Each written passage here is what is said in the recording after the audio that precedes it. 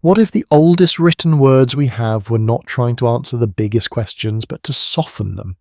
What if the beginning you imagine is not a flash of light or a sudden command, but a quiet room, a slab of clay, and a human hand pressing meaning into damp earth?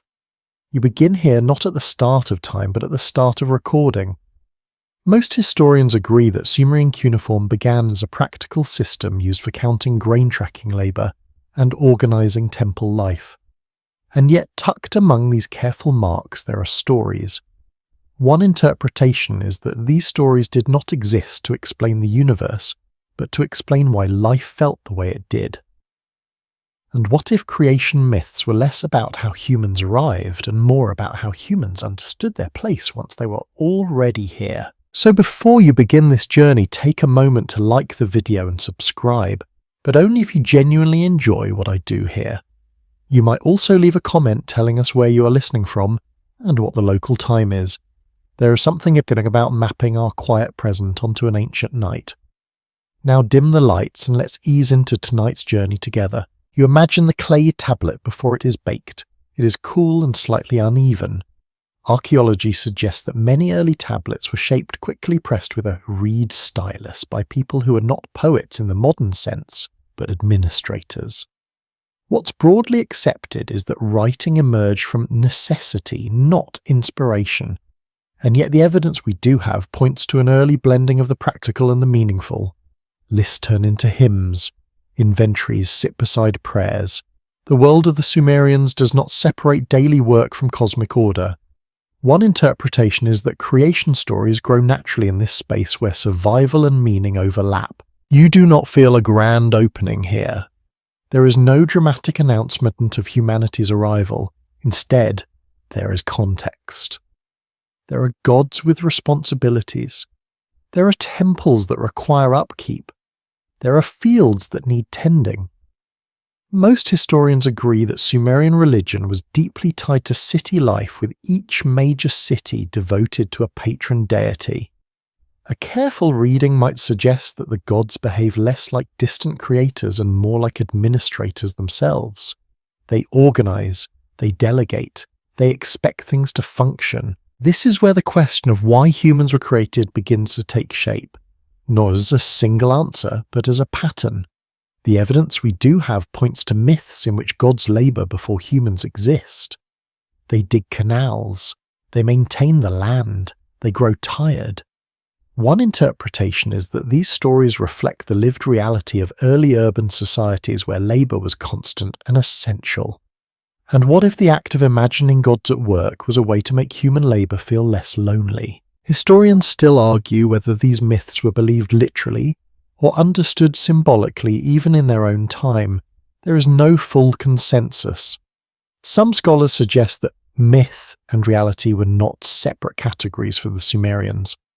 Others propose that these stories functioned as teaching tools, shaping how people understood duty and balance.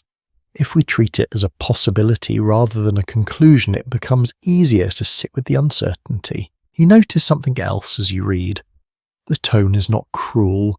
Humans are not described as accidents or punishments. What's broadly accepted is that later Mesopotamian texts, especially Akkadian ones, sharpen the language of servitude. But in earlier Sumerian material, the picture feels softer.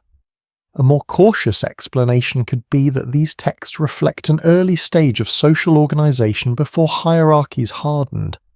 And what if creation was imagined not as domination but as cooperation? Clay itself becomes important here. Archaeology suggests that clay was not just a building material but a conceptual one.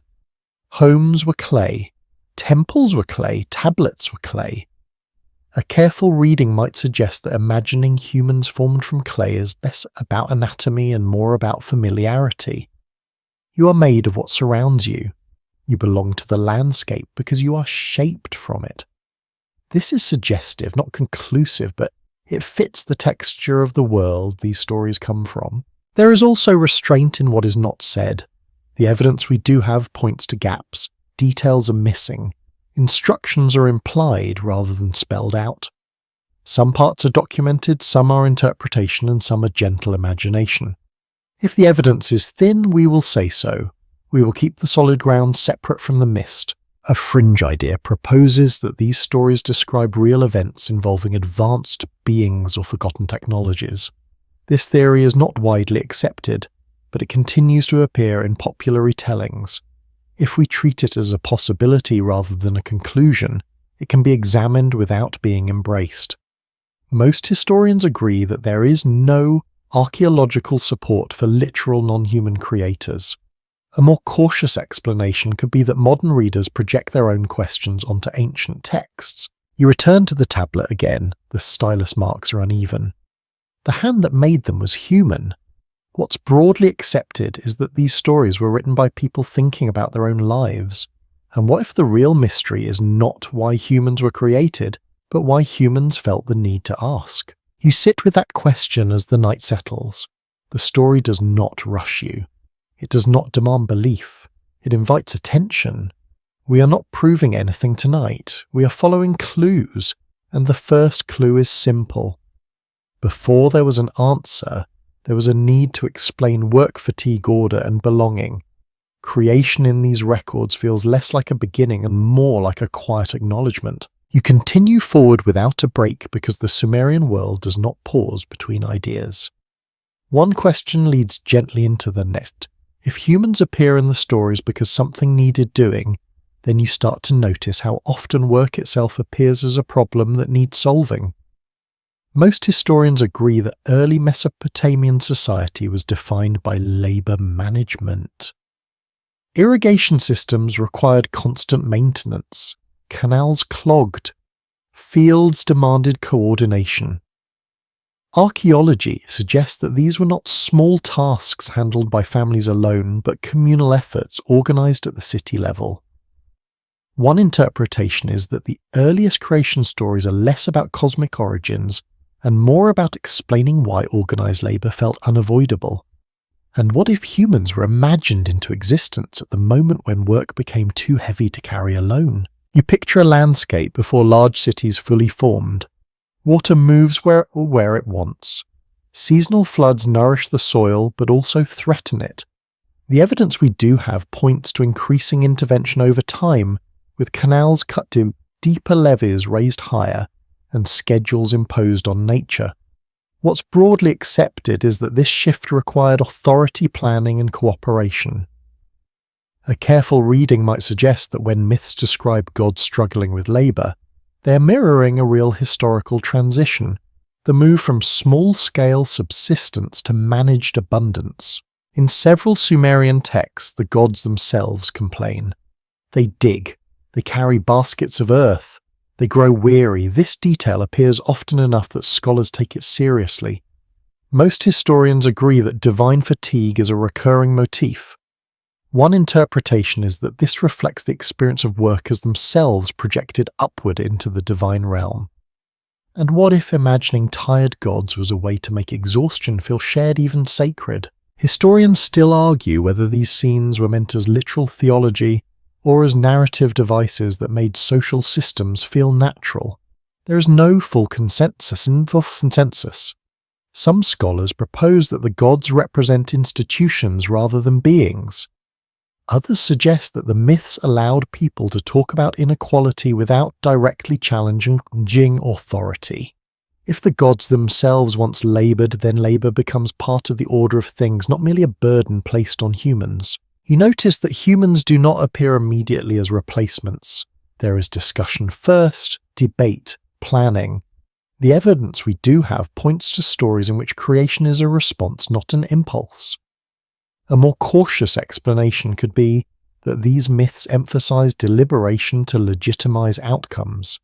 And what if the act of deciding to create humans mattered more than the act itself? Food plays a quiet role here. Archaeology suggests that temples were centers of storage and redistribution. Grain moved through controlled spaces. Offerings fed both gods and people in ritual language. One interpretation is that humans were imagined as essential participants in this cycle, not merely servants, but caretakers of balance. This raises the possibility that creation myths taught responsibility rather than submission. There is also humour, subtle but present. Gods complaining about work is not a terrifying image, it is oddly familiar. A careful reading might suggest that these stories allowed listeners to smile at authority gently, without breaking it. This theory is not widely accepted, but it continues to be discussed because the tone of the texts often feels closer to resignation than menace. A fringe idea proposes that these labouring gods were memories of an earlier ruling class or advanced group that lost power. This idea is debated and lacks solid evidence. Most historians agree that it reflects modern storytelling instincts more than ancient intent. If we treat it as a possibility rather than a conclusion, it still reminds us how easily myth invites projection. You return again to the rhythm of work. Days measured by tasks, seasons measured by output. What's broadly accepted is that time itself became structured through labour. Calendars align with planting and harvesting. Festivals interrupt work to restore balance. One interpretation is that creation stories anchor this rhythm, explaining why work exists and why rest must occasionally interrupt it. There is restraint in how humans are described. They are not praised excessively. They are not condemned. The evidence we do have points to a functional role. Humans are needed. That need is neither flattering nor insulting, it simply is. A careful reading might suggest that meaning comes from participation rather than status. You sense that this framing matters. If humans exist because something needed to be done, then purpose is embedded in action, not origin. What if the Sumerians were less concerned with where humans came from and more concerned with what humans were for? We are not proving anything tonight. We are following clues. Some parts are documented, some are interpretation, and some are gentle imagination. If the evidence is thin, we say so. And here the pattern is suggestive. Before gods needed worship, they needed help. Before humans needed answers, they needed roles. Creation in this telling feels like a solution to a practical problem rather than a declaration of supremacy. You let that idea settle. The night remains calm. The clay tablet does not argue back. It simply holds its shape, waiting for the next impression. You move forward as the stories themselves do, without a clean boundary between thought and landscape. The world expands upward and outward now, not with measurements but with layers. What's broadly accepted is that Sumerian cosmology imagined the universe as structured rather than infinite, divided into realms associated with sky-earth and the spaces in between. Archaeology suggests that temples were built to mirror this order, rising in steps that pulled the ground closer to the sky. One interpretation is that when Sumerians spoke about creation, they were really speaking about placement, about where everything belonged. And what if humans were created not to dominate the world, but to occupy a carefully defined layer within it? You picture the sky, first vast but not empty, and presides there, distant and formal. The earth is fertile and heavy, full of movement and consequence. The evidence we do have points to these figures not as characters with dramatic arcs, but as stabilizing presences. Most historians agree that early Sumerian gods often represent domains rather than personalities. A careful reading might suggest that creation myths were not meant to explain how matter formed, but how order emerged from coexistence. In this layered universe, nothing exists alone. The sky needs the earth needs water, the city needs the field needs labour. One interpretation is that humans appear in the stories precisely because connection requires maintenance. And what if creation was imagined as the moment when relationships became too complex to sustain themselves without conscious care? You notice how rarely these myths linger on beginnings. There is no long description of a first moment. Instead, the stories seem to assume a world already in motion. What's broadly accepted is that Sumerian texts focus more on continuity than on origin. A more cautious explanation could be that the writers were less interested in abstract beginnings and more interested in explaining how the present arrangement came to feel stable. Humans, when they appear, feel inseared rather than born. The evidence we do have points to language that emphasizes assignment. Roles are given, tasks are named. This is suggestive, not conclusive, but it aligns with a worldview where purpose precedes identity. One interpretation is that being created meant being placed into a system that already existed. Historians still argue whether this reflects genuine belief or later editorial framing shaped by the temple's institutions. There is no full consensus. Some scholars propose that priests emphasize cosmic order to reinforce social order. Others suggest that the myths simply reflect how deeply environment shaped thought. If we treat it as a possibility, rather than a conclusion, it becomes easier to see how the same story could serve many functions at once. The city itself becomes a clue. Archaeology suggests that early Sumerian cities were not accidental clusters but carefully planned spaces, streets aligned with temples, storage facilities sat near administrative buildings. One interpretation is that humans were imagined as part of this architecture, living components in a sacred design. And what if creation myths taught people to see themselves as necessary pieces rather than isolated individuals? There is something calming in this idea. You are not here by accident. You are not here as an afterthought. But neither are you the centre. A careful reading might suggest that Sumerian creation stories strike a balance between significance and humility. Humans matter because systems matter and systems need participants. A fringe idea proposes that the layered cosmos reflects advanced astronomical knowledge passed down from an earlier civilization. This theory is not widely accepted and lacks direct evidence. Most historians agree that the cosmology aligns closely with observable phenomena like the horizon, the sky, and seasonal change. If we treat the fringe idea as a possibility rather than a conclusion, it still reminds us how easily structure invites speculation. You return again to the image of clay. Sky gods may be distant, but humans are shaped from what is underfoot. What's broadly accepted is that clay symbolizes both fragility and permanence. It can be reshaped, but once fired, it endures.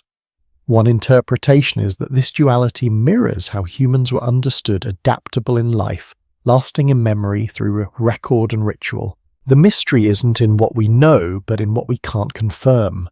Some parts are documented, some are interpretation, and some are gentle imagination.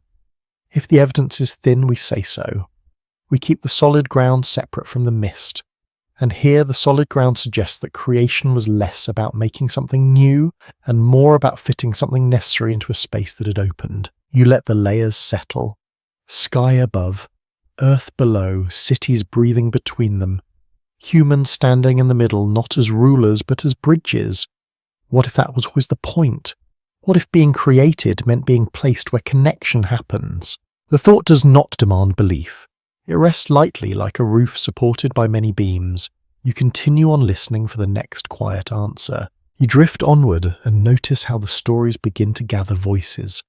Not a single god speaking alone, but many presences listening, responding, weighing options. What's broadly accepted is that Sumerian mythology often describes divine decisions as collective acts. Councils form, discussions happen, authority is shared at least in narrative shape. Archaeology suggests that this mirrors early city governance where elders, priests, and officials participated in decision-making.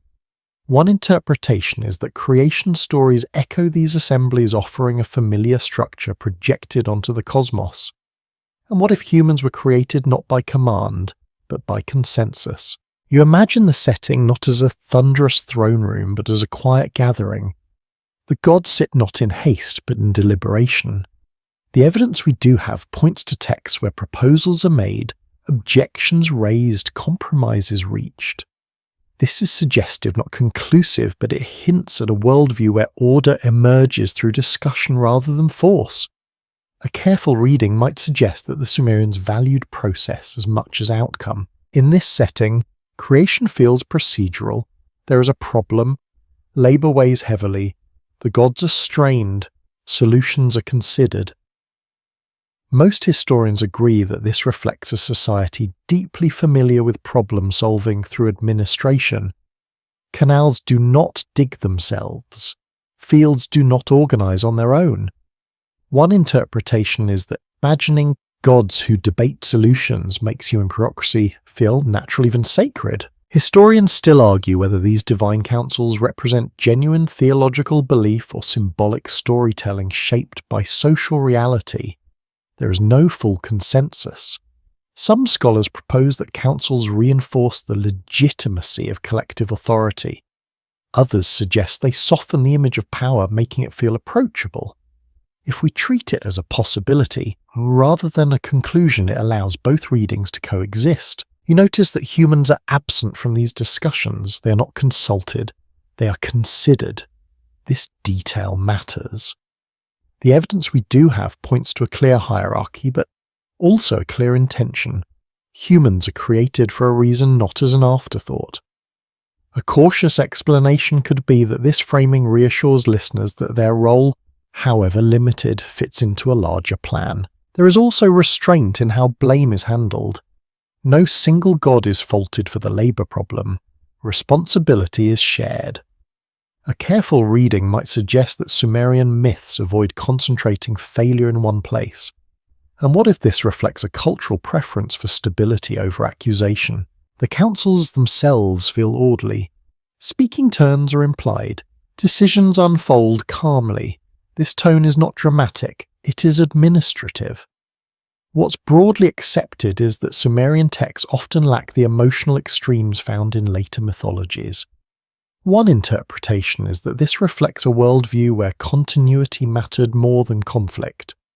Creation then becomes an extension of governance rather than rebellion. A fringe idea proposes that these councils preserve memory of an advanced ruling group that operated collectively. This theory is not widely accepted and lacks archaeological support. Most historians agree that it says more about modern fascination with hidden hierarchies than about ancient belief. If we treat it as a possibility rather than a conclusion, it still highlights how collective decision-making invites imaginative reinterpretation. You return again to the human role. Humans do not replace the gods, they support them. They take on tasks that free the divine realm from strain.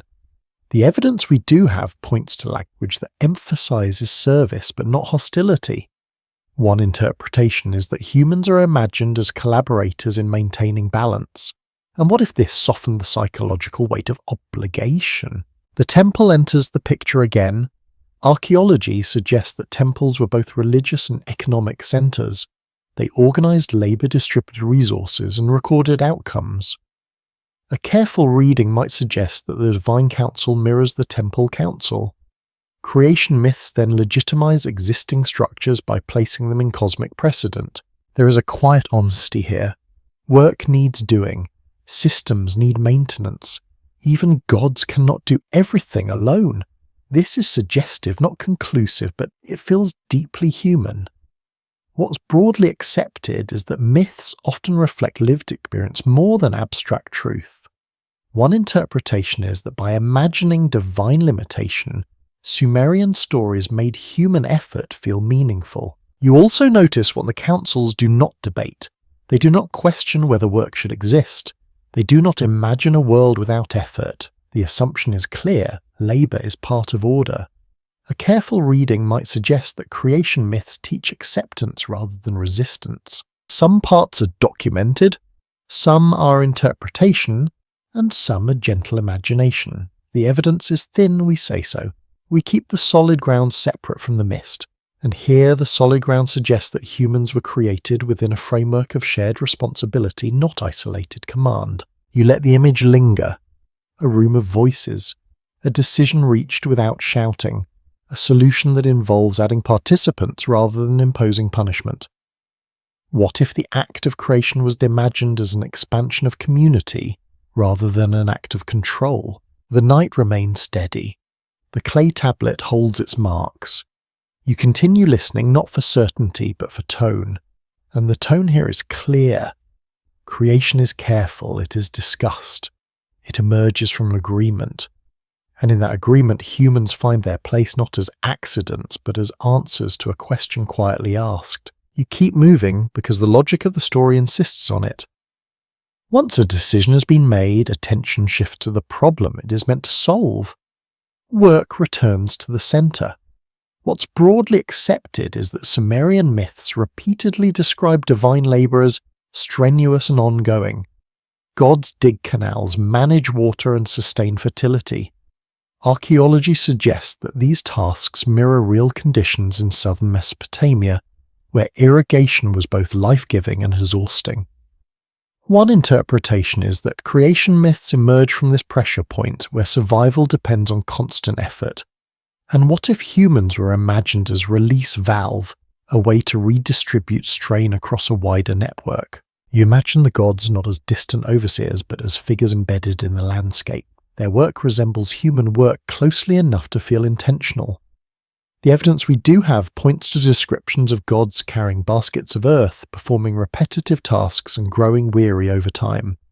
This is suggestive, not conclusive, but it aligns with a society where physical labour shaped identity. A careful reading might suggest that when people imagined gods working, they were validating their own experience by placing it at the highest level of existence. Historians still argue whether these depictions reflect belief or metaphor. There is no full consensus. Some scholars propose that divine labour symbolises natural forces at work. Others suggest it reflects social memory, preserving an earlier stage when labour was less stratified. If we treat it as a possibility rather than a conclusion, both interpretations remain open. The problem of labour is not framed as punishment, it is framed as imbalance. Too much work falls on too few shoulders.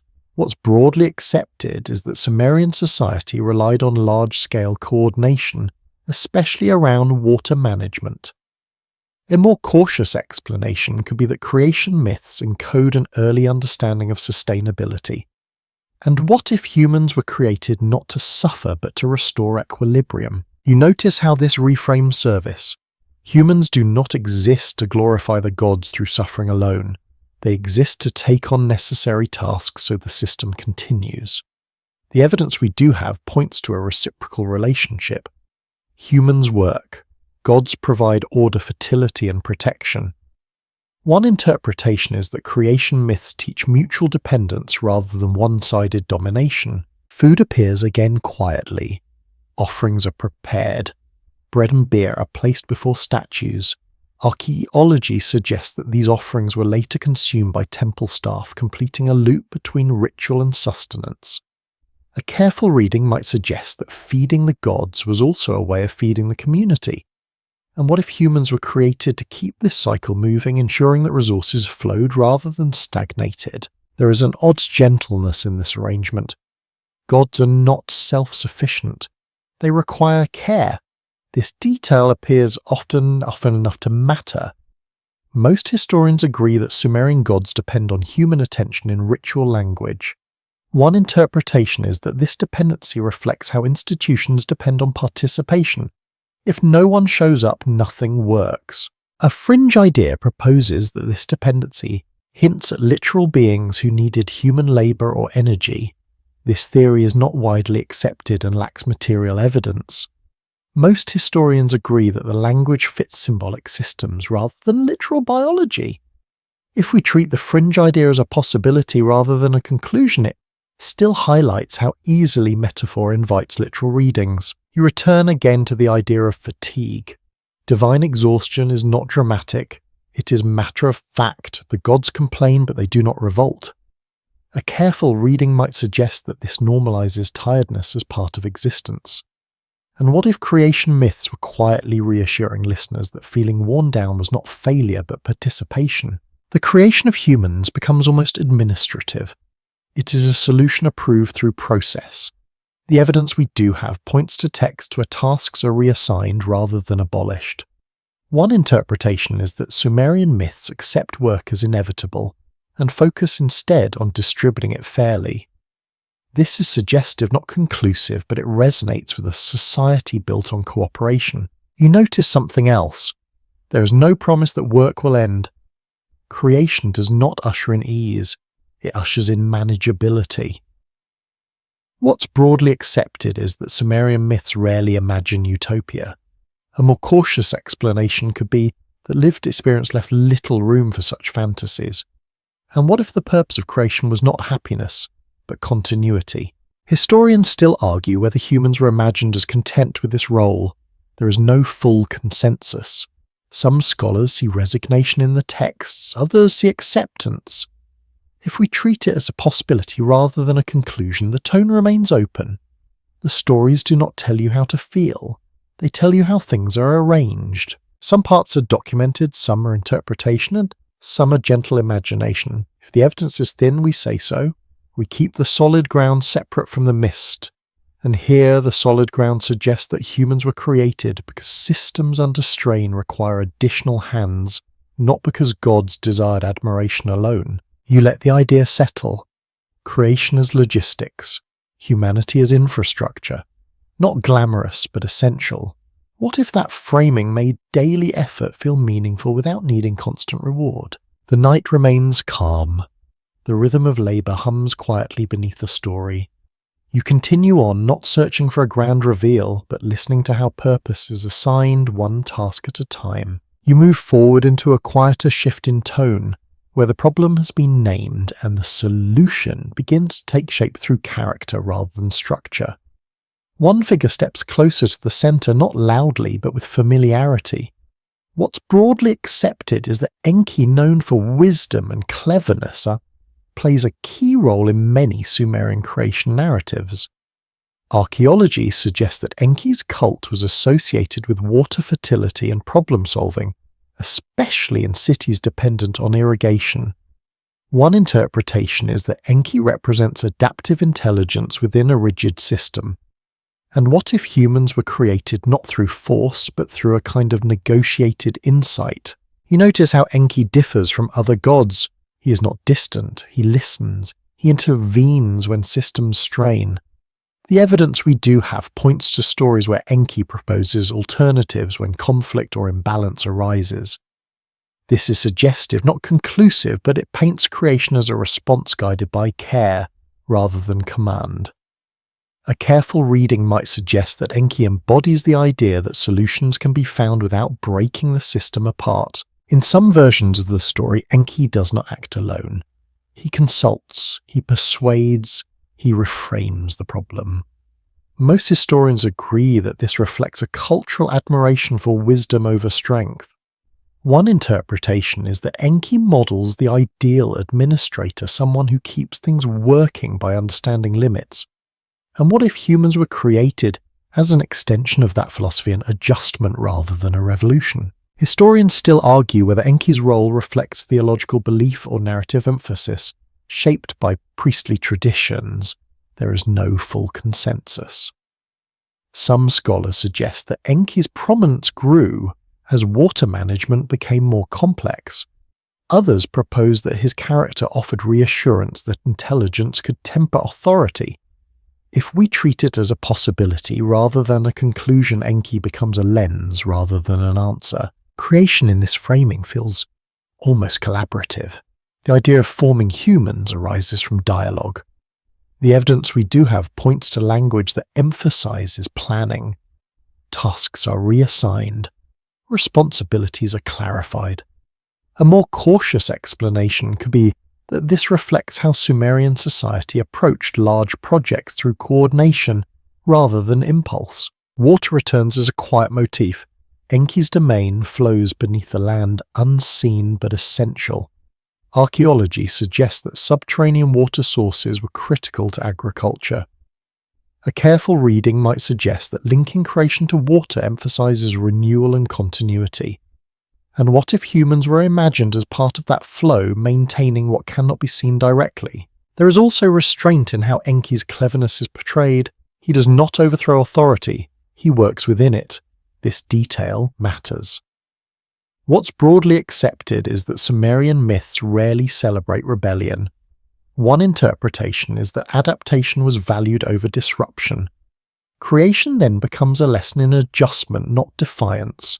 A fringe idea proposes that Enki represents a real historical figure or advanced being guiding humanity. This theory is not widely accepted and lacks archaeological support. Most historians agree that Enki fits within symbolic tradition rather than literal biography. If we treat the fringe idea as a possibility rather than a conclusion, it still reflects how easily we invite speculation. You return again to the tone. There is no anger here, no dramatic clash. The gods are tired but not cruel. Enki's solution does not punish anyone. It redistributes effort. A careful reading might suggest that creation myths taught people how to respond to strain not by seeking blame, but by finding balance. Humans in this moment feel like a thoughtful addition, not an experiment gone wrong, not a desperate measure. The evidence we do have points to a measured response. One interpretation is that this framing helped listeners accept their role without resentment. And what if being created by wisdom rather than force made obligation easier to carry? You sense that this matters for how the story feels. Creation is not loud, it is careful, it emerges from understanding limits. What's broadly accepted is that Sumerian myths often resolve tension through clever compromise. A more cautious explanation could be that this reflects lived experience where survival depended on flexible thinking. Some parts are documented, some are interpretation, and some are gentle imagination. If the evidence is thin, we say so. We keep the solid ground separate from the mist. And here, the solid ground suggests that humans were created through a process guided by intelligence, negotiation, and an awareness of fatigue. You let the image of flowing water linger. Quiet adjustments beneath the surface. Solutions that do not announce themselves. What if the purpose of humanity was imagined not as domination or obedience, but as participation in keeping things working? The night remains steady. The story breathes slowly. You continue on listening for how wisdom shapes creation without ever raising its voice. You continue without stopping because the story itself does not pause to announce what matters next. It simply shifts its attention from decision to material. What's broadly accepted is that in Sumerian creation, accounts clay is not a random choice. Archaeology suggests that clay was everywhere in southern Mesopotamia, shaped into bricks, bowls, tablets, and seals. One interpretation is that clay symbolized both usefulness and fragility. And what if imagining humans made from clay was less about biology and more about belonging to a world shaped by hands? You picture the riverbanks soft after flooding, heavy with promise. The evidence we do have points to a culture that built nearly everything from mud and clay, then rebuilt it again after erosion or collapse. A careful reading might suggest that clay carried a quiet philosophy. Things are formed, they endure for a while, they return to the earth. Creation in this sense is not favourable, it is part of a cycle. In the myths, clay is often mixed with something else. Sometimes it is divine essence, sometimes it is blood. The language varies and the fragments are incomplete. This is suggestive, not conclusive. Most historians agree that the symbolic meaning matters more than the literal description. One interpretation is that combining clay with a divine element expresses shared responsibility. Humans are grounded but connected to higher order. And what if this mixture was meant to explain why people feel both limited and capable of meaning? Historians still argue whether these details reflect ritual practice, metaphorical language, or later embellishment. There is no full consensus. Some scholars propose that the imagery mirrors actual rituals involving figurines or symbolic substances. Others suggest that scribes used familiar materials to make abstract ideas tangible. If we treat it as a possibility rather than a conclusion, the focus remains on meaning rather than mechanism. You notice how careful the stories are with process. Creation does not happen instantly. There is preparation. There is shaping. There is waiting. What's broadly accepted is that Sumerian texts often emphasize procedure. A more cautious explanation could be that this reflects how people understood work itself. Nothing worthwhile happens without steps. And what if creation myths taught patience as much as purpose? The presence of blood in some versions complicates the picture, but not in a violent way. It appears as essence rather than spectacle. The evidence we do have points to restrained language, not graphic detail. A careful reading might suggest that blood represents life force or authority rather than harm. This is debated. Some scholars argue that it reflects later developments in myth. Others see continuity. If the evidence is thin, we say so. A fringe idea proposes that these descriptions encode memories of genetic engineering or advanced science. This theory is not widely accepted and lacks archaeological support. Most historians agree that symbolic interpretation fits the cultural context far better. If we treat the fringe idea as a possibility rather than a conclusion, it still reveals how modern frameworks often reshape ancient imagery. You return to the act of shaping, hands press clay, forms emerge, this is familiar work. Archaeology suggests that craft knowledge was widespread and respected. A careful reading might suggest that imagining humans shaped like pottery elevates skilled labour. Creation becomes an act of craftsmanship, not magic alone. And what if this made everyday work feel connected to the origins of life itself? There is also humility in clay. It cracks, it erodes, it must be repaired. What's broadly accepted is that Sumerian cities required constant maintenance. One interpretation is that humans imagined as clay are expected to require care and community. And what if creation myths quietly warned against expecting permanence from fragile things? You notice how this framing avoids extremes. Humans are not exalted as perfect. They are not dismissed as worthless. They are workable. The evidence we do have points to a balanced tone. A careful reading might suggest that being made from clay explains both resilience and limitation without moral judgment. Historians still argue whether the material details of creation myths were central to belief or secondary to function. There is no full consensus. Some scholars emphasize theology. Others emphasize social messaging. If we treat it as a possibility rather than a conclusion, it becomes easier to see how the same image could teach many lessons at once. The clay tablet you imagine mirrors the human it describes. It records, it endures, it chips, it survives. What's broadly accepted is that writing itself was an extension of material culture. One interpretation is that humans were imagined like tablets shaped to hold responsibility and memory. And what if creation meant becoming a surface on which order could be recorded? Some parts are documented, some are interpretation, and some are gentle imagination. If the evidence is thin, we say so. We keep the solid ground separate from the mist. And here the solid ground suggests that clay was chosen because it was intimate, familiar, and honest. You let the thought rest. Humans as crafted beings shaped for function, capable of repair, meant to last, but not forever. The night remains calm. The river hums quietly in the background. You continue listening not for dramatic origins, but for the texture of meaning pressed into soft earth. You move onward and feel the focus shift again, this time toward rhythm rather than material. Creation does not end with shaping. It continues with timing. What's broadly accepted is that Sumerian mythology places great importance on birth goddesses and processes of arrival. Archaeology suggests that rituals surrounding birth, fertility, and renewal were woven into daily life, not isolated as rare events. One interpretation is that imagining humanity's creation through birth figures emphasize continuity rather than rupture.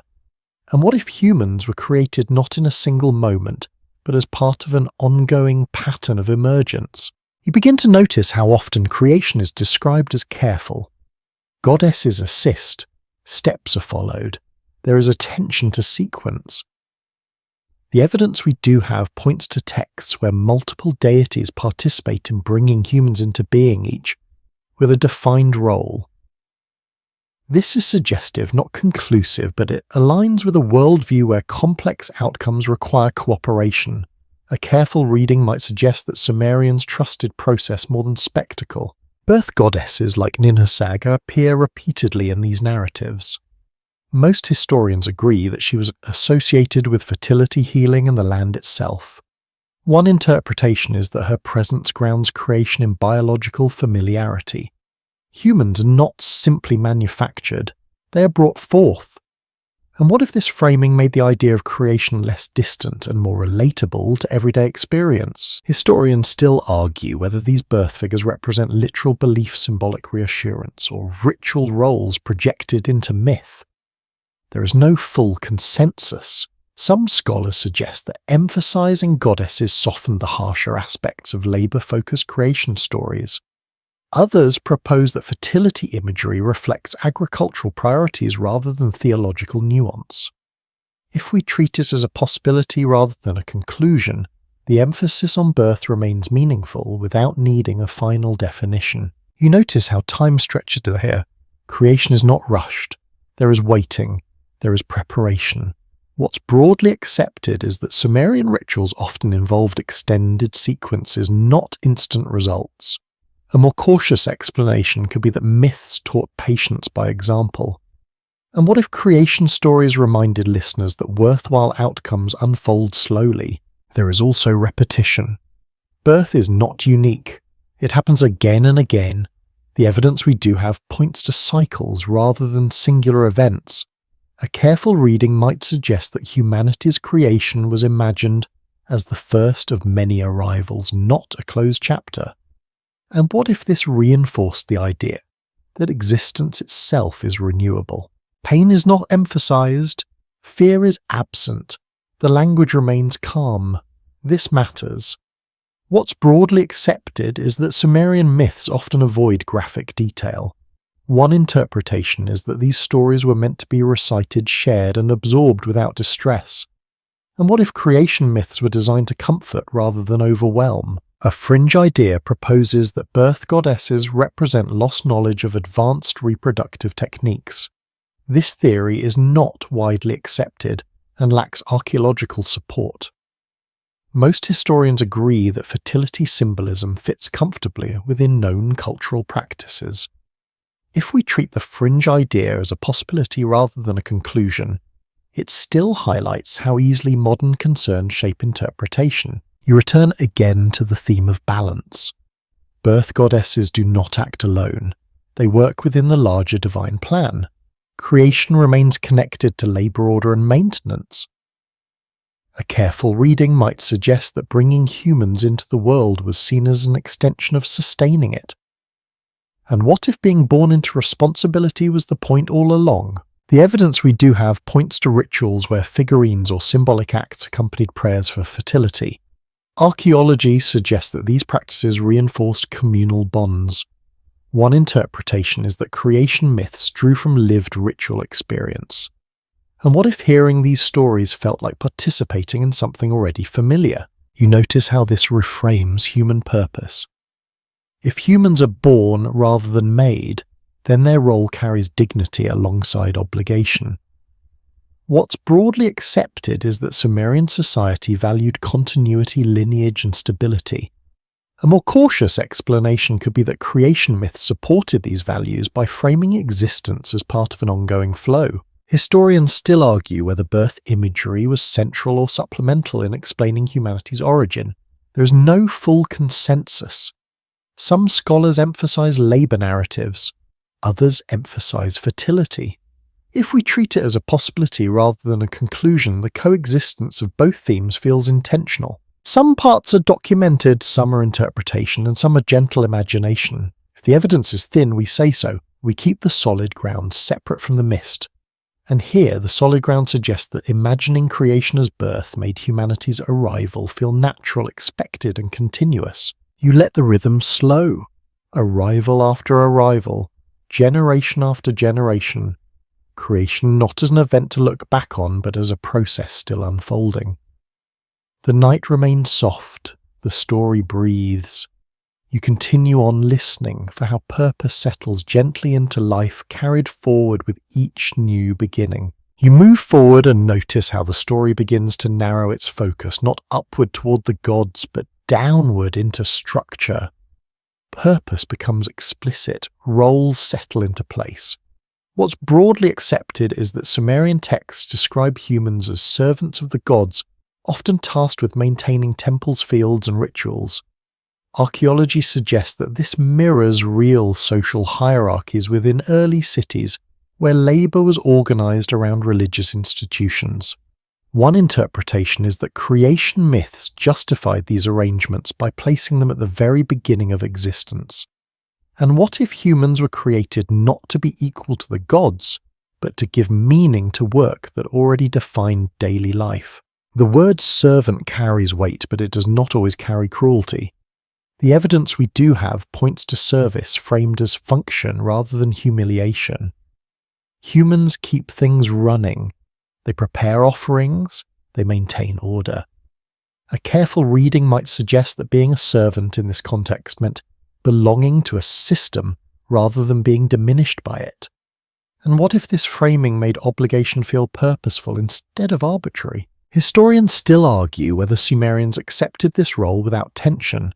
There is no full consensus. Some scholars suggest that myths reflect resignation to hierarchy. Others propose that they reflect pragmatic understanding. If we treat it as a possibility rather than a conclusion, the texts begin to sound less like commands and more like explanations. You notice how rarely humans are compared to gods directly. There is no obsession with equality or rebellion. What's broadly accepted is that Sumerian myths tend to emphasize harmony over conflict. One interpretation is that hierarchy itself was not the problem. Imbalance was. And what if creation myths taught people to focus on maintaining balance rather than challenging structure? Cities reappear as quiet evidence. Archaeology suggests that temples were not isolated religious spaces, but hubs of economic and social life. Grain moved through them, labour was assigned there, festivals were organised there. A careful reading might suggest that humans were created to serve not just gods but cities themselves. And what if divine service was a way of describing civic duty? Food remains central. Offerings are prepared carefully. Bread and beer appear again. The evidence we do have points to ritual meals that fed both gods and people through symbolic language. One interpretation is that humans existed to sustain cycles of nourishment, not only spiritually but materially. This is suggestive, not conclusive, but it aligns with a society where survival depended on shared resources. A fringe idea proposes that serving the gods reflects literal exploitation by non-human beings. This theory is not widely accepted and lacks archaeological support. Most historians agree that service language fits symbolic and institutional frameworks rather than literal domination. If we treat the fringe idea as a possibility rather than a conclusion, it still highlights how easily metaphor becomes misunderstood. You return to the tone. The myths do not threaten punishment for refusal. They assume participation. This matters. What's broadly accepted is that Sumerian texts often normalize roles rather than enforce them through fear. One interpretation is that creation myths were meant to explain why life was structured, as it was not to frighten people into obedience. There is also dignity in necessity. Humans are not optional. The system relies on them. A careful reading might suggest that being needed confers value. And what if service itself was seen as a form of importance? Historians still argue whether this perspective empowered or constrained individuals. There is no full consensus. Some scholars emphasize social control, others emphasize communal identity. If we treat it as a possibility rather than a conclusion, both can coexist without cancelling each other out. The city hums quietly in the background. Tasks repeat. Rituals continue. Creation feels less like a story about beginnings and more like a story about maintenance. What's broadly accepted is that Sumerian society prized continuity. One interpretation is that humans were created to ensure that continuity did not break. Some parts are documented, some are interpretation, and some are gentle imagination. If the evidence is thin, we say so. We keep the solid ground separate from the mist. And here the solid ground suggests that humans were created to serve, but service was framed as participation in something larger rather than submission to something cruel. You let that idea settle. Purpose defined by contribution. meaning drawn from keeping things alive, functioning balanced. The night remains calm. The story does not rush toward judgment. It simply observes how roles formed and endured. You continue on listening for how service once named begins to shape identity itself. You continue forward as the focus widens again, moving from mythic language back into physical space. The city itself becomes part of the explanation. What's broadly accepted is that Sumerian cities were among the earliest true urban centres with temples at their core. Archaeology suggests that these temples were not only religious structures, but administrative engines coordinating labour storage and distribution. One interpretation is that creation myths reflect this reality, framing humans as necessary participants in keeping cities alive. And what if humanity was created in part because cities themselves demanded caretakers? You imagine the city at dawn. Gates open, workers move toward fields and workshops, offerings are prepared, records are kept. The evidence we do have points to a world where daily life revolved around temple schedules. A careful reading might suggest that serving the gods was inseparable from serving the city.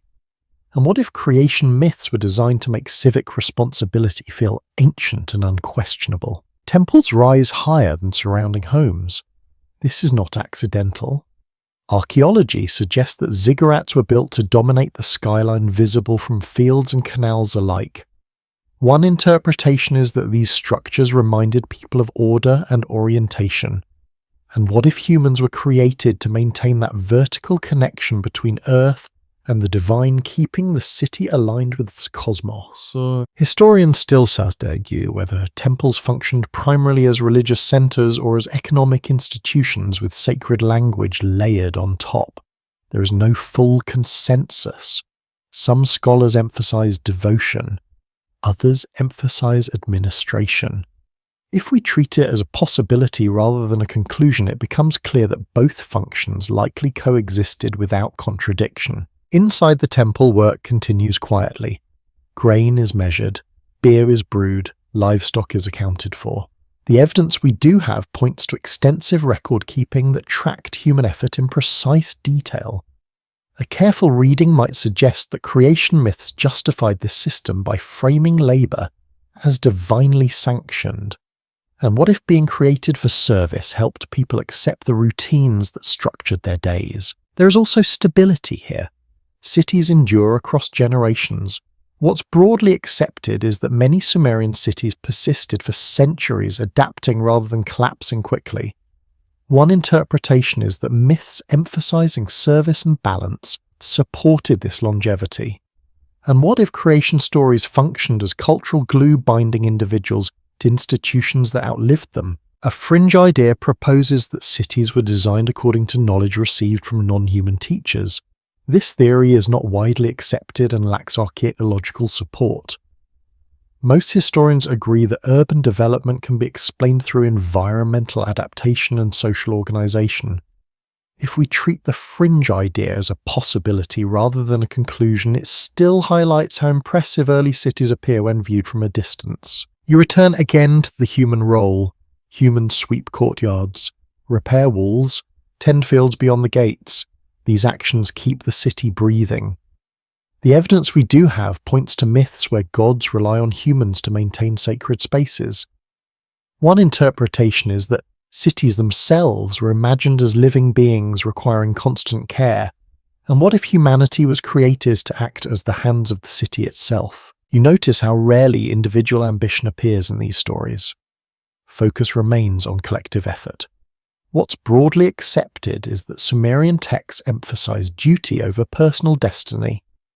A more cautious explanation could be that survival in dense environments required cooperation. And what if creation myths reinforce that necessity by embedding it in cosmic origin? Historians still argue whether individuals found fulfillment or frustration within this system. There is no full consensus. Some scholars point to evidence of pride in work, others note signs of inequality and tension. If we treat it as a possibility rather than a conclusion, the emotional landscape remains complex and human. The city hums on, creation fades into function, purpose settles into routine. Some parts are documented, some are interpretation, and some are gentle imagination. If the evidence is thin, we say so. We keep the solid ground separate from the mist, and here the solid ground suggests that humans were created not only for gods, but for cities that needed constant attention.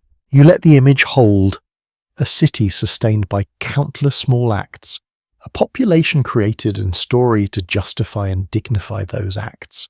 The night remains quiet. The story continues without urgency, inviting you to see creation not as a distant myth, but as a lived explanation woven into streets' walls and daily effort. You continue forward and notice how the focus shifts from structures to exchanges. Creation is no longer just about who works, but about how balance is maintained once work begins. Food moves to the center again, not as abundance, but as rhythm. What's broadly accepted is that offerings form the backbone of Sumerian ritual life. Archaeology suggests that bread, beer, grain, and livestock circulated constantly between households and temples. One interpretation is that creation myths framed humans as caretakers of this circulation. And what if humans were created not simply to labor, but to keep balance moving rather than breaking? You picture offerings laid out with care, not extravagant but consistent. The evidence we do have points to regular schedules rather than rare spectacles. A careful reading might suggest that feeding the gods was less about appeasement and more about continuity. The gods eat because the world eats. And what if creation stories taught that nothing, not even the divine, exists outside cycles of exchange? What's broadly accepted is that offerings were symbolic. Statues did not literally consume food. After ritual presentation, temple staff redistributed it. Archaeology suggests that this system supported large populations and stabilized resources. One interpretation is that humans were created to manage these flows responsibly. And what if serving the gods was a way of teaching people how to serve each other? Historians still argue whether offerings were understood as symbolic nourishment or as actual sustenance for divine presence. There is no full consensus. Some scholars emphasize metaphor. Others suggest that ritual presence blurred symbolic and literal categories. If we treat it as a possibility rather than a conclusion, the ambiguity itself becomes meaningful. You notice how this reframes dependence. Gods depend on offerings. Humans depend on divine order. The relationship is circular. A careful reading might suggest that creation myths explain this interdependence without hierarchy alone. Humans are not powerless. Without them, the system fails. And what if this gave ordinary people a quiet sense of importance within a vast structure? The evidence we do have points to detailed records of rations, portions, and schedules. This is not casual devotion, it is logistics. What's broadly accepted is that Sumerian religion was deeply practical. One interpretation is that creation myths justified this practicality by embedding it in cosmic origin. And what if being created to serve made everyday accounting feel sacred? There is also moderation here. Offerings are measured, excess is discouraged. Archaeology suggests that balance mattered more than extravagance. A careful reading might suggest that creation myths reinforced restraint warning against imbalance rather than indulgence. And what if the gods themselves served as reminders to keep cycles steady? A fringe idea proposes that offerings reflect literal energy extraction by advanced beings. This theory is not widely accepted and lacks archaeological support. Most historians agree that ritual exchange fits symbolic frameworks common across early cultures. If we treat the fringe idea as a possibility rather than a conclusion, it still highlights how modern anxieties can distort ancient practices. You return again to the language of reciprocity. The gods provide rain, humans provide care, fields produce grain, grain feeds people, people maintain temples, temples honor gods. The loop closes. What's broadly accepted is that Sumerian myths rarely imagine one-sided relationships. One interpretation is that creation stories taught responsibility through mutual dependence. You sense how calming this structure feels. There is no final accumulation, no ultimate reward promised, only continuation. A careful reading might suggest that meaning was found in keeping things going, not in escaping the cycle. And what if creation myths prepared people to accept repetition as purpose? Historians still argue whether this worldview encouraged contentment or masked inequality. There is no full consensus. Some scholars see comfort in stability. Others see justification for rigid systems. If we treat it as a possibility rather than a conclusion, the myths remain open to multiple emotional readings. Some parts are documented, some are interpretation, and some are gentle imagination. If the evidence is thin, we say so. We keep the solid ground separate from the mist. And here the solid ground suggests that humans were created to maintain balance through exchange, ensuring that no part of the system stood alone. You let the idea settle, offering as movement, service as circulation, creation as the beginning of a loop that never quite ends. The night remains steady. The story does not rush toward mystery. It lingers where bread is broken, beer is poured, and a meaning is carried forward quietly, one offering at a time. You move onward and feel time itself begin to shift under your feet. The story no longer asks only why humans were created, but how that purpose may have changed as centuries passed. What's broadly accepted is that Sumerian myths were not frozen. They evolved as cities grew, rulers changed, and languages blended. Archaeology suggests that later versions of creation stories reflect new political realities layered onto older traditions.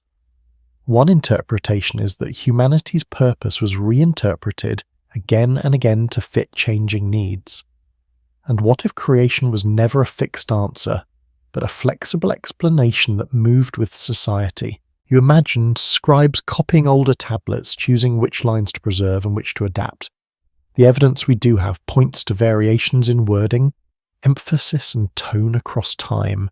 A careful reading might suggest that shifts in myth reflect shifts in power. When kings gained authority, gods appeared more distant. When institutions hardened, service language sharpened. And what if humans were continually recreated in story to match the systems they lived inside? Historians still argue whether these changes were intentional reinterpretations or natural drift in oral and written tradition. There is no full consensus. Some scholars propose that priests reshaped myths to support centralized control. Others suggest that storytelling naturally adapts without deliberate agenda. If we treat it as a possibility rather than a conclusion, the evolution itself becomes part of the meaning. You notice how later texts emphasize order more strongly. Duties are clearer, consequences are firmer. What's broadly accepted is that as city-states expanded, maintaining control became more complex.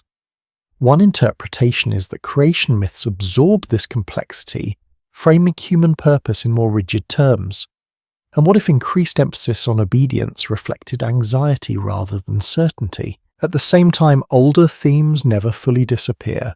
Clay remains, labour remains, balance remains. The evidence we do have points to continuity beneath change. A careful reading might suggest that even as myths adapted, they carried forward a core idea. Humans exist to keep things functioning. And what if that idea proved resilient because it matched lived experience too closely to abandon? You return again to the question of belief. Did people experience these myths as sacred truth or as cultural explanation? What's broadly accepted is that ancient categories do not map neatly onto modern ones. One interpretation is that belief, practice, and identity blended seamlessly. And what if asking whether the stories were believed misses the point entirely? A fringe idea proposes that changes in creation myths reflect the fading memory of real events distorted over time. This theory is not widely accepted and lacks archaeological support. Most historians agree that mythic evolution aligns with social change rather than lost history. If we treat the fringe idea as a possibility rather than a conclusion, it still reminds us how easily gaps invite speculation. You notice how human purpose grows heavier in later retellings. Service becomes obligation, Obligation becomes duty enforced by order. A careful reading might suggest that a society's stratified myths absorb that weight. And what if creation stories were quietly responding to stress, offering explanations that made strain feel inevitable? Yet even here there is no final closure. The myths do not declare an ultimate destiny. They describe arrangement, not end. What's broadly accepted is that Sumerian texts rarely imagine final judgment or ultimate resolution. One interpretation is that meaning was found in continuation rather than conclusion. Historians still argue whether this openness reflects philosophical humility or practical focus. There is no full consensus. Some scholars emphasize environmental uncertainty. Others emphasize cultural temperament. If we treat it as a possibility rather than a conclusion, the absence of final answers feels intentional rather than incomplete. Some parts are documented, some are interpretation, and some are gentle imagination. If the evidence is thin, we say so. We keep the solid ground separate from the mist. And here, the solid ground suggests that humanity's purpose, according to Sumerian records, was never static. It shifted with the cities, with rulers, with needs. You let that idea rest. Creation not as a single moment locked in the past, but as a story rewritten quietly over generations. The night remains calm, the tablets whisper continuity rather than certainty. You continue on, listening to how purpose adapts, reshapes and survives even as the world around it changes. You continue and the tone shifts again, this time toward the edges of the conversation, rather than its center. After centuries of careful interpretation, quieter ideas begin to appear, not dominant, not official, but persistent. What's broadly accepted is that alongside mainstream scholarly readings, alternative interpretations of Sumerian creation myths have circulated for decades. One interpretation is that these fringe ideas reveal more about modern curiosity than ancient belief. And what if the persistence of these theories says something about the mystery left behind by incomplete records? You notice how these ideas often begin with absence. Missing tablets, broken lines, gaps where certainty should be. The evidence we do have points to a fragmentary archive. Clay cracks, sections are lost. A careful reading might suggest that uncertainty is built into the material itself. And what if speculation rushes in, not because the past was extraordinary, but because silence invites imagination? One popular rumour claims that Sumerian texts described literal creators who engineered humanity. This idea appears frequently in modern retellings. Most historians agree that such readings rely on selective translation and ignore cultural context. A more cautious explanation could be that symbolic language is being interpreted through modern technological lenses. And what if the allure of these ideas comes from familiarity rather than truth? Historians still argue whether fringe interpretation should be dismissed entirely or examined as cultural phenomena. There is no full consensus. Some scholars suggest that engaging with them helps clarify what the texts actually say. Others worry that repetition blurs the line between speculation and evidence. If we treat fringe ideas as possibilities rather than conclusions, they can be explored without replacing mainstream understanding. You notice how these theories often elevate humanity's importance. Humans become central engineered selected. A careful reading might suggest that this reflects modern desire for significance. In contrast, Sumerian myths often portray humans as functional participants rather than cosmic focal points. And what if the discomfort with that modest role fuels alternative readings? The evidence we do have points to language that is practical, even understated. Creation happens because work needs doing. Balance needs restoring. This is suggestive, not conclusive, but it contrasts sharply with dramatic modern interpretations. One interpretation is that ancient audiences were less concerned with origin drama than with everyday explanation. A fringe idea proposes that references to divine essence or blood encode advanced science lost to time. This theory is not widely accepted and lacks archaeological support. Most historians agree that ritual symbolism provides sufficient explanation. If we treat the fringe idea as a possibility rather than a conclusion, it still highlights how metaphors can harden into literal claims. You return again to the tablets themselves. They do not shout, they list, they describe, they imply. What's broadly accepted is that Sumerian scribes were careful, conservative record keepers. A careful reading might suggest that extraordinary claims would likely appear more clearly if they were intended. And what if the absence of explicit detail is itself a clue? There is also continuity across cultures. Similar creation motifs appear elsewhere in the ancient world. Archaeology suggests shared themes of labour, clay and service across early civilizations. One interpretation is that these ideas arise naturally in agrarian societies. And what if the similarities point to shared human experience rather than shared hidden knowledge? Historians still argue whether modern fascination with ancient creators reflects distrust in gradual social development.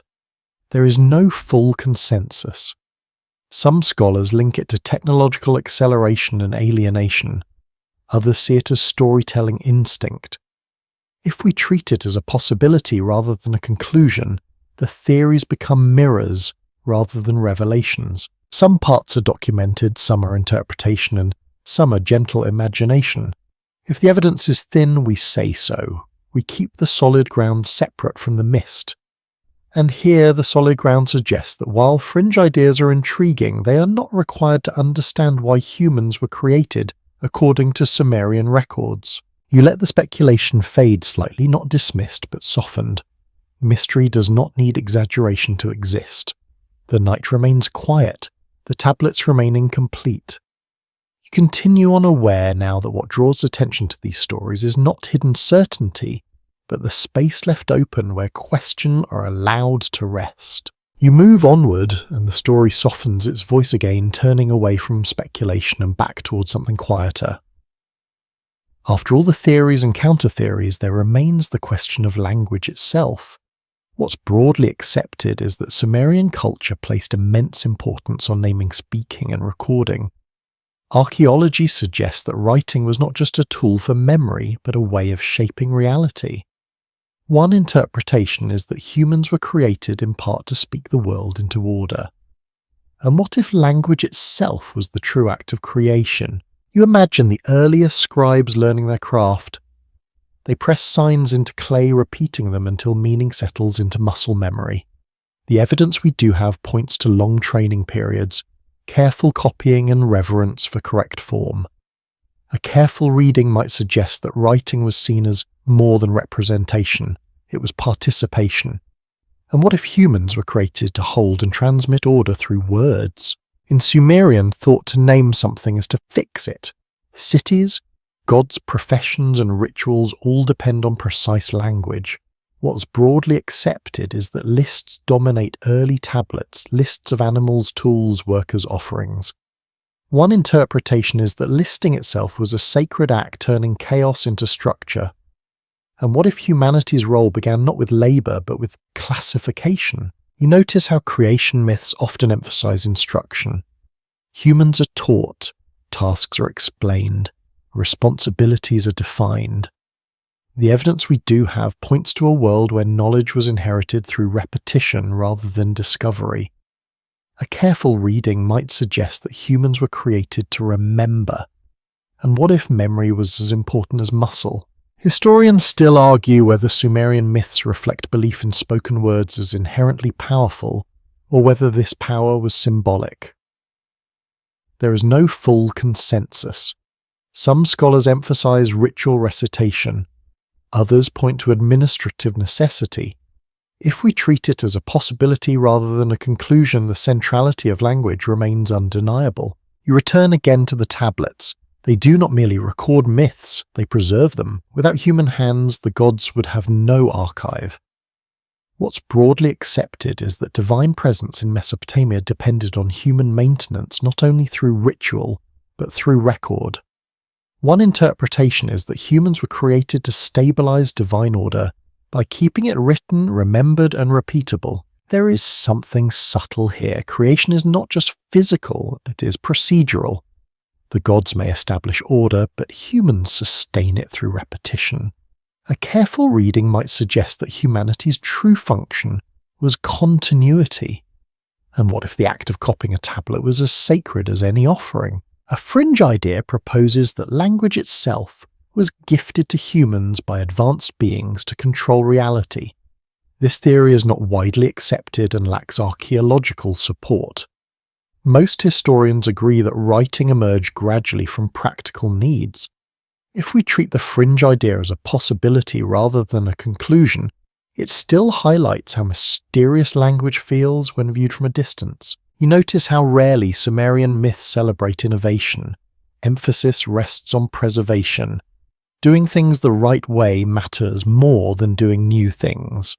What's broadly accepted is that tradition carried authority. One interpretation is that humans were created to hold tradition steady across generations. And what if progress was understood as careful continuity rather than transformation? The evidence we do have points to anxiety around forgetting. Broken rituals invite imbalance. Mispronounced names invite uncertainty. A careful reading might suggest that humans were created to prevent drift. And what if the fear of forgetting shaped the story of why humans exist at all? You sense how this reframes creation entirely. Humanity is not a labour force alone. Humanity is a memory system. Clay tablets mirror human minds. Both store order, both require care, both can break. What's broadly accepted is that loss of records often coincided with social disruption.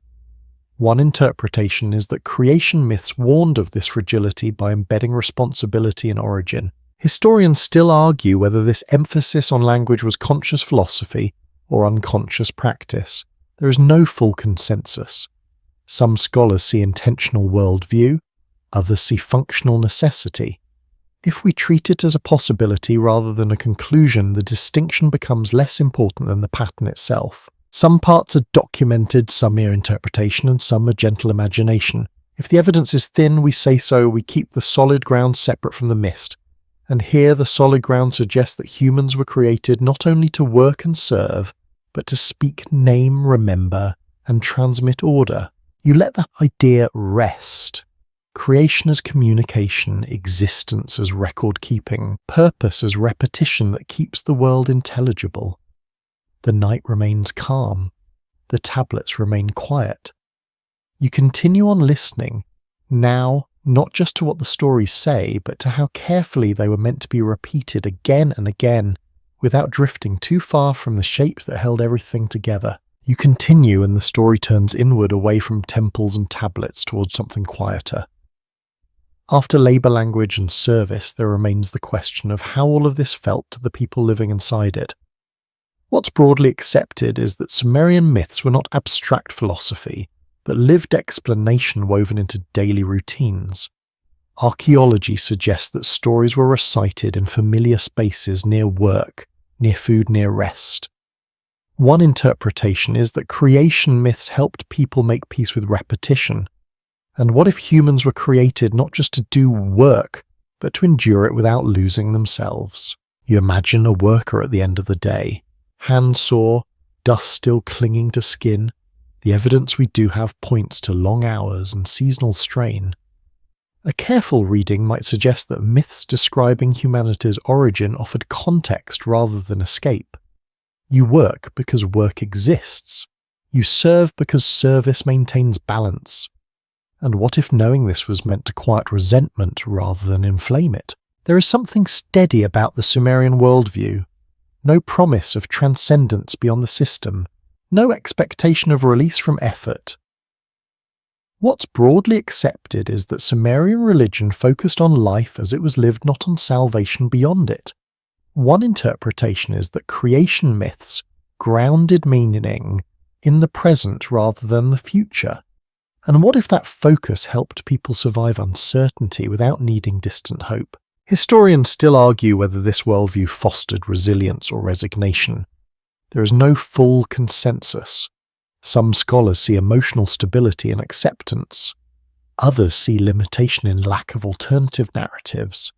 If we treat it as a possibility rather than a conclusion, the myths feel less prescriptive and more descriptive. You notice how rarely these stories praise happiness.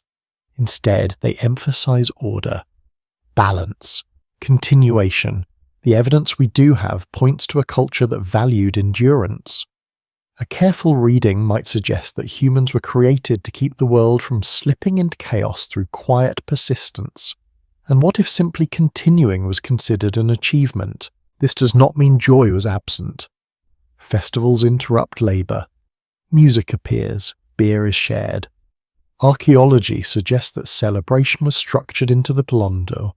One interpretation is that creation myths allowed for rest without denying duty. And what if humans were created to move between effort and relief in rhythm rather than extremes? A fringe idea proposes that Sumerian acceptance reflects suppressed dissent or lost alternatives. This theory is not widely accepted and lacks direct evidence. Most historians agree that the worldview aligns with environmental and social realities rather than hidden control. If we treat the fringe idea as a possibility rather than a conclusion, it still reminds us how easily modern expectations shape judgment of the past. You return again to tone.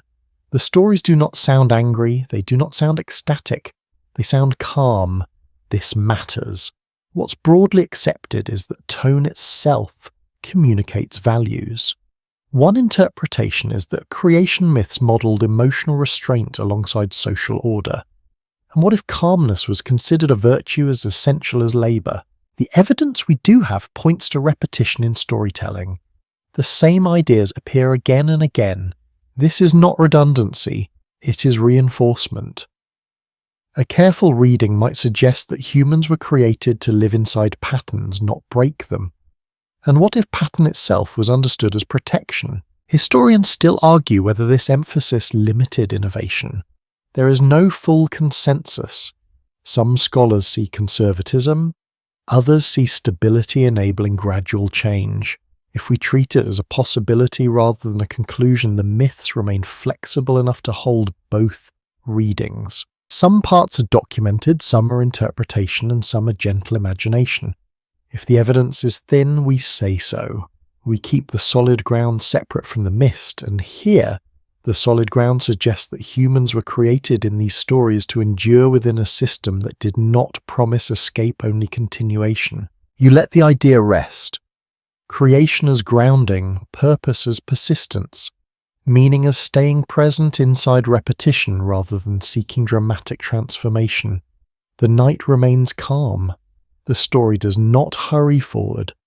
It sits with you, as these myths once sat with others, offering not answers that resolve everything, but explanations that make life feel intelligible enough to continue.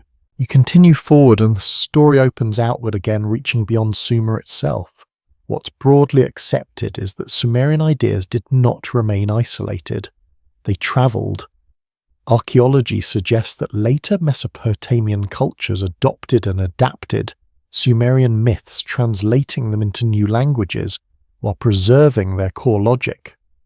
One interpretation is that the idea of why humans were created proved useful enough to survive cultural change. And what if these stories endured because they explained something many societies needed to hear? You notice familiar elements reappearing in later traditions. Gods still require service. Humans still maintain order. Clay labour and balance remain present even as the names shift. The evidence we do have points to Akkadian, Babylonian and Assyrian texts that echo earlier Sumerian themes. A careful reading might suggest continuity rather than replacement. And what if humanity's purpose, once framed, became a stable inheritance rather than a local invention? Historians still argue whether later cultures understood these myths in the same way as earlier Sumerians. There is no full consensus. Some scholars suggest that meanings hardened as political power centralized. Others propose that listeners continue to hear flexibility beneath formal language. If we treat it as a possibility rather than a conclusion, the spread of these ideas becomes a dialogue rather than a copy. You notice how later myths emphasize law more strongly. Codes appear, order is written down with greater authority. What's broadly accepted is that as states grew larger, maintaining cohesion required clearer rules. One interpretation is that creation myths adapted to support this shift, framing humanity as inherently bound to order. And what if humanity was recreated in story to match expanding systems of control? At the same time, earlier, gentler tones never vanish completely. Gods still debate. Wisdom still matters. Labour is still necessary. The evidence we do have points to layered storytelling, where new meanings settle atop older ones. A careful reading might suggest that societies rarely abandon useful explanations. They refine them. A fringe idea proposes that similarities between cultures point to a single hidden source of knowledge. This theory is not widely accepted and lacks archaeological support. Most historians agree that cultural exchange explains these patterns well. If we treat the fringe idea as a possibility rather than a conclusion, it still highlights how striking continuity can feel when viewed across centuries. You return again to the idea of usefulness. Why did this explanation of human purpose survive? What's broadly accepted is that societies repeat stories that help them function.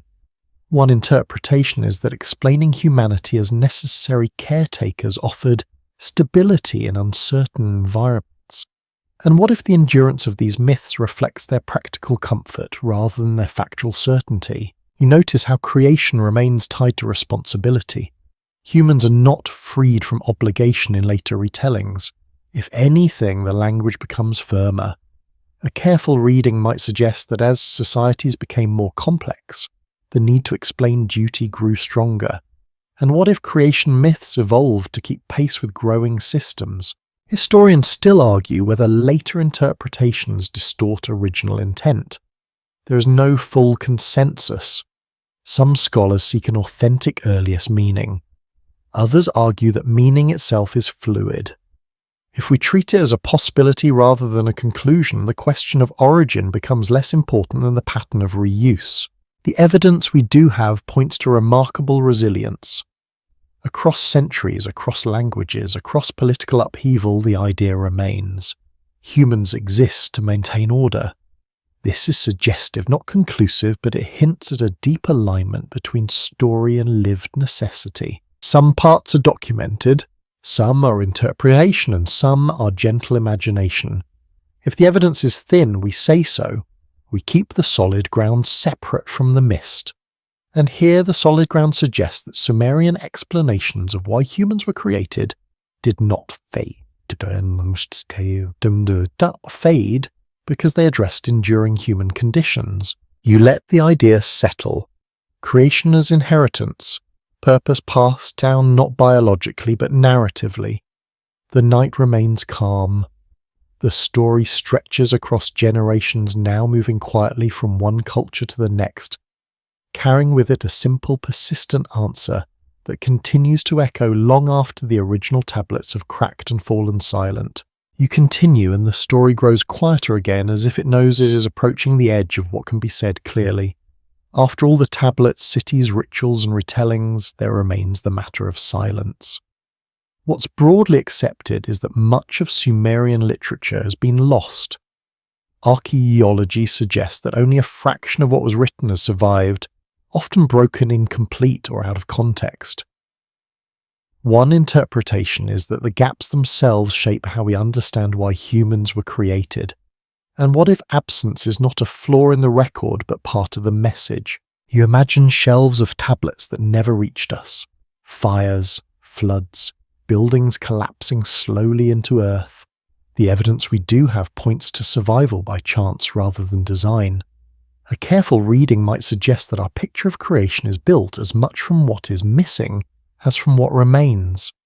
And what if the lack of a single clear answer reflects a worldview that never expected one? Historians still argue whether the missing material would have clarified human purpose or complicated it further.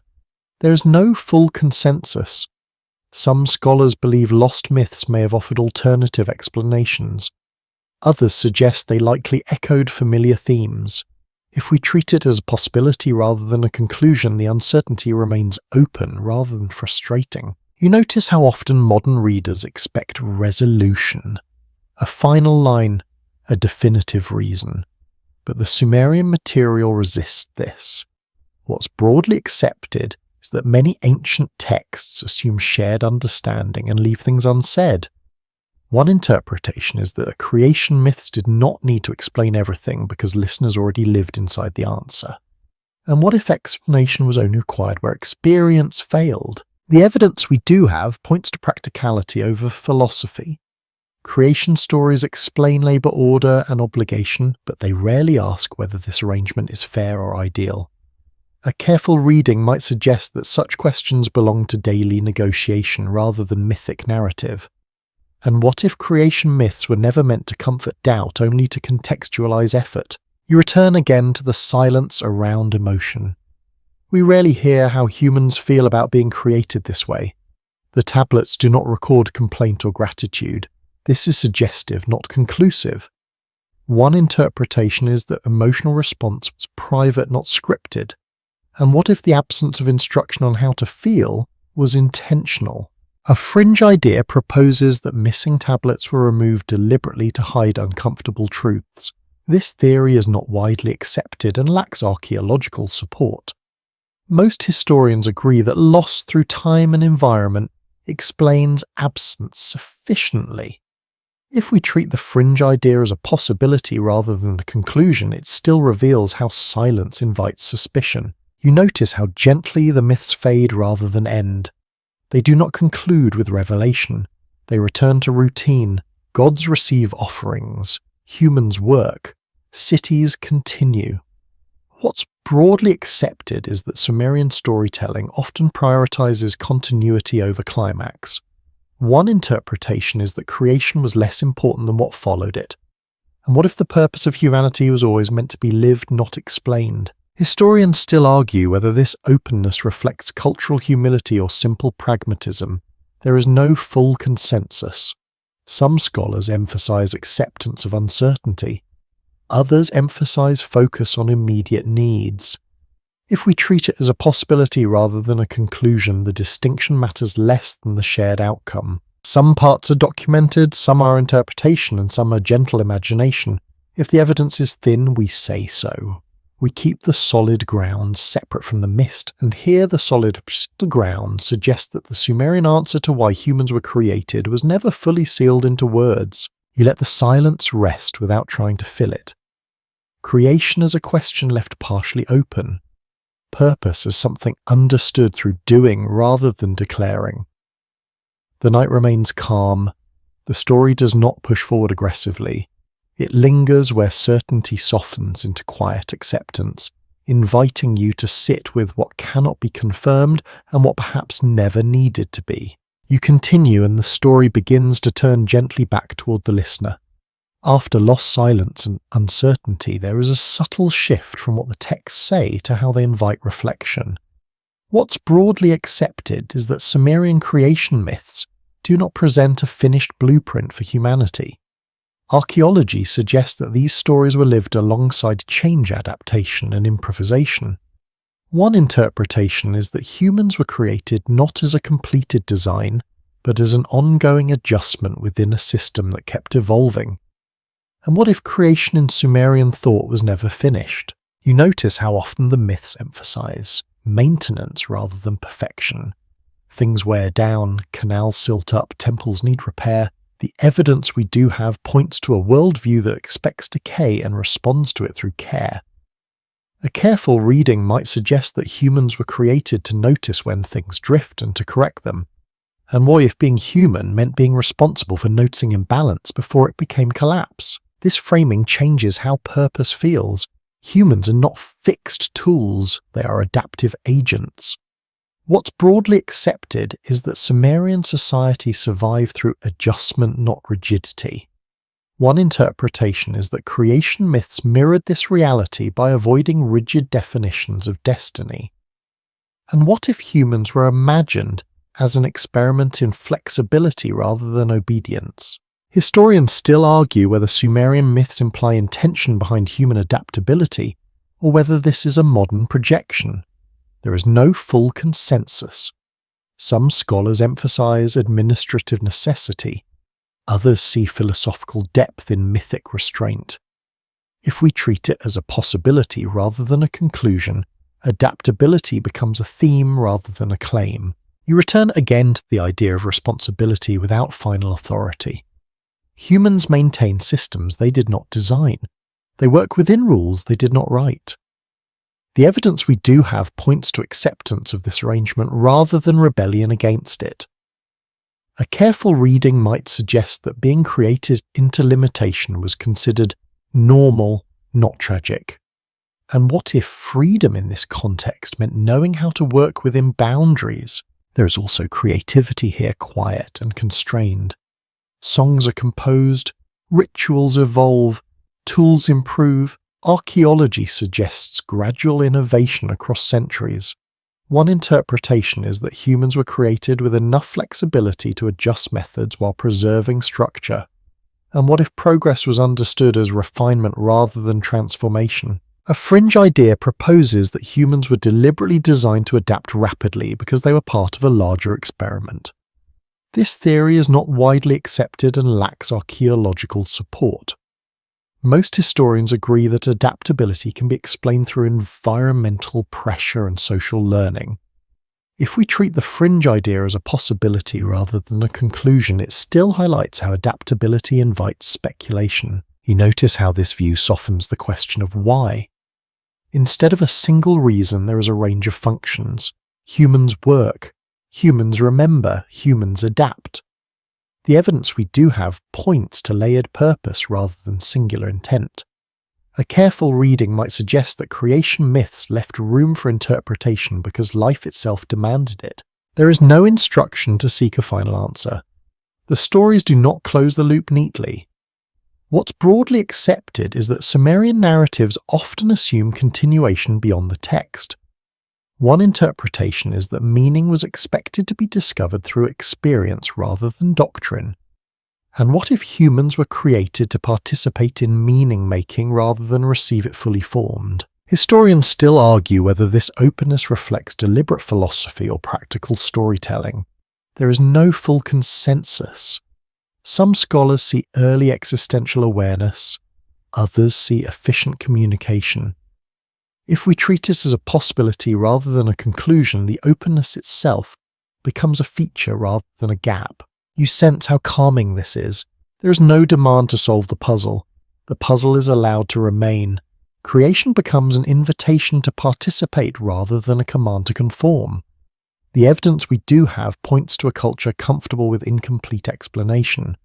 And what if that comfort was essential for survival in an unpredictable world? Some parts are documented, some are interpretation, and some are gentle imagination.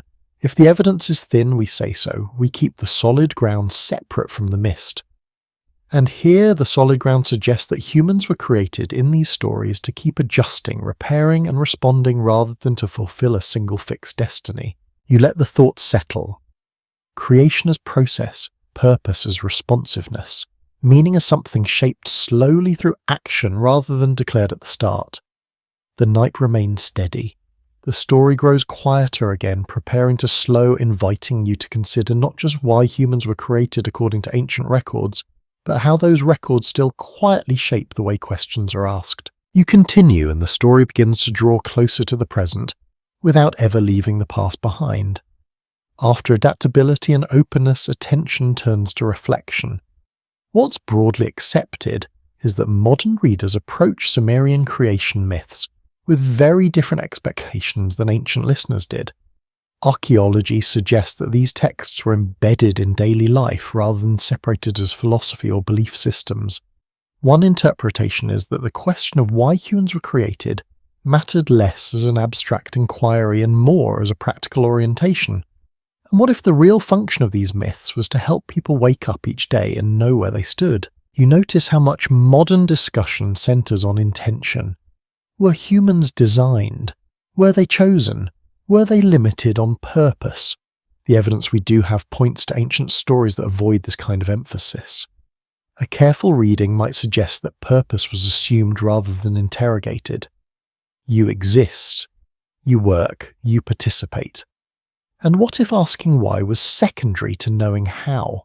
Historians still argue whether this reflects philosophical simplicity or cultural confidence. There is no full consensus. Some scholars propose that early societies did not separate metaphysics from practice. Others suggest that such questions existed but were expressed differently. If we treat it as a possibility rather than a conclusion, the absence of explicit questioning becomes less strange. You return again to the tone of the texts. They are calm, they do not persuade. They state arrangements. This matters. What's broadly accepted is that Sumerian myths lack evangelizing impulse. One interpretation is that these stories were not trying to convince anyone of a truth, but to articulate a shared understanding. And what if creation myths functioned more like orientation maps than declarations? The evidence we do have points to repetition across genres. Creation ideas appear in hymns, administrative metaphors, ritual language. A careful reading might suggest that purpose was reinforced subtly through familiarity rather than argument. And what if hearing the same assumptions repeated across contexts made them feel natural rather than imposed? You notice how this contrasts with the later traditions that emphasize belief, doubt, and choice. What's broadly accepted is that these frameworks develop much later. One interpretation is that Sumerian myths reflect an earlier stage where belonging mattered more than belief. And what if humans were created in story to belong before they were asked to believe anything at all? A fringe idea proposes that ancient people lacked curiosity about origins. This theory is not widely accepted and oversimplifies the record. Most historians agree that curiosity existed but expressed itself through different questions. If we treat the fringe idea as a possibility rather than a conclusion, it still reminds us how easily modern categories distort ancient priorities. You return again to work because the story always does. Labour anchors everything. What's broadly accepted is that work structured time, identity, and community.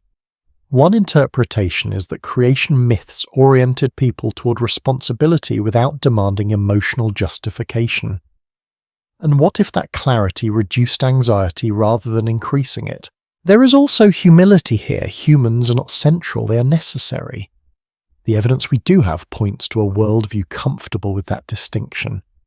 A careful reading might suggest that meaning did not require cosmic importance. And what if knowing you mattered because you were needed was enough? Historians still argue whether this worldview limited individual expression. There is no full consensus. Some scholars see constraint. Others see stability that allowed subtle variation. If we treat it as a possibility rather than a conclusion, the emotional texture remains complex and human. Some parts are documented, some are interpretation, and some are gentle imagination. If the evidence is thin, we say so. We keep the solid ground separate from the mist. And here the solid ground suggests that Sumerian creation myths offered orientation rather than explanation, helping people locate themselves within a functioning world. You let that idea rest. Creation as context, purpose as placement, meaning as knowing where you fit rather than why you exist. The night grows softer. The story slows naturally now, not because it is ending, but because it has said what it can say clearly. You continue on aware that one final movement remains not toward certainty but toward rest. You continue into the final stretch and the story does something gentle. It stops adding new pieces and begins arranging the ones already laid out. After labour language, service, silence, and adaptation, the question of why humans were created settles into a quieter shape. What's broadly accepted is that Sumerian records do not offer a single clear answer. Archaeology suggests that meaning was distributed across many practices rather than concentrated in one doctrine. One interpretation is that humanity's purpose was never meant to be summarized in a sentence. And what if the absence of a final answer was itself intentional? You look back over the pattern. Humans appear when work becomes heavy. Humans are shaped from familiar material. Humans are placed into cycles of exchange, maintenance, and memory. The evidence we do have points to consistency rather than revelation. A careful reading might suggest that creation myths functioned like steady ground beneath daily life, not like a banner raised above it. And what if being created meant being grounded rather than elevate? Historians still argue whether the Sumerians experienced these stories as sacred truth or cultural explanation. There is no full consensus. Some scholars emphasize ritual belief, others emphasize social function. If we treat it as a possibility rather than a conclusion, the stories remain flexible enough to hold both without conflict. You notice how little emphasis is placed on human uniqueness. Humans are not described as the goal of creation. They are described as the solution to a problem. This matters. What's broadly accepted is that Sumerian myths center stability over self-importance. One interpretation is that humility was built into origin stories from the start. And what if that humility helps societies endure without constant anxiety about meaning? There is also comfort here. Purpose is clear even if origin is not dramatic. You exist to help keep things from falling apart. The evidence we do have points to a worldview where contribution mattered more than destiny. A careful reading might suggest that knowing you were needed was enough to justify effort. A fringe idea proposes that Sumerian creation myths hide a single secret truth waiting to be uncovered. This theory is not widely accepted. Most historians agree that the texts reflect layered storytelling rather than encrypted revelation. If we treat the fringe idea as a possibility rather than a conclusion, it still reveals a modern desire for final answers that the ancient material does not promise. You return again to tone, calm, measured, unhurried. What's broadly accepted is that tone itself communicates worldview. One interpretation is that these myths modelled emotional steadiness alongside social order. And what if the stories were designed to quiet the listener rather than excite them? Some parts are documented, some are interpretation, and some are gentle imagination. If the evidence is thin, we say so. We keep the solid ground separate from the mist. And here, the solid ground suggests that according to Sumerian records, humans were created to participate, maintain, remember, and adapt within a world that did not pause for explanation. The mystery is not in what we know, but in what we cannot confirm. We are not proving anything tonight. We are following clues, and that the clearest clue left behind is modest.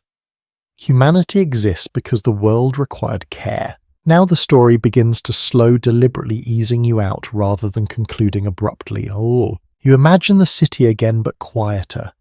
Lamps dim, work pauses. The canals still move water but more slowly. Somewhere a tablet rests on a shelf, its surface marked with careful signs pressed by a human hand long ago.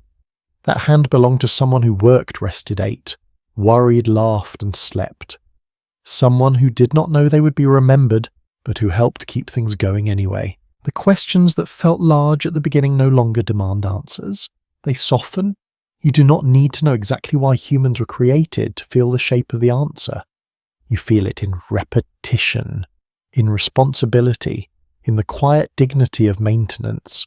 You breathe more slowly now. The myths are not asking you to believe, they are asking you to notice, to recognize that long before philosophy or debate, people told stories that helped them wake up, work, and rest without falling into despair. If there is comfort here, it is a simple one. You do not have to be extraordinary to be necessary. You do not have to understand everything to belong inside it. The Sumerian records, incomplete and fragile as they are, leave you with that gentle suggestion. The night stretches out. The world continues without urgency. You let the story fade the way it began, not with a conclusion, but with acceptance. Sweet dreams.